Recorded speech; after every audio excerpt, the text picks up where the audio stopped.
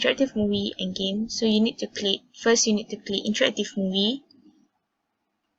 Okay, tada, this is the description of the product and the picture what is in my product.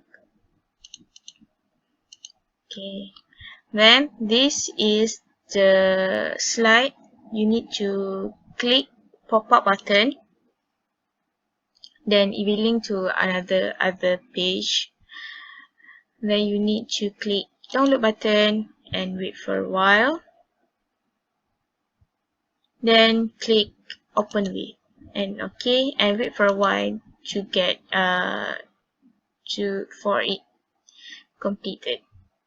For the download complete. So after the download is complete, you click the file. So you can see, okay.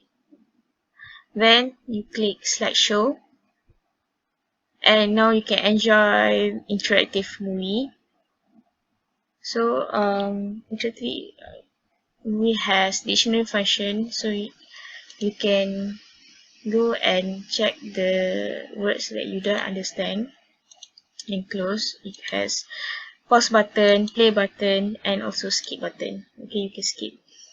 Okay, you can pause the video, and okay, this is the natural version. Okay, after you finish using interactive movie, you can go back to the website.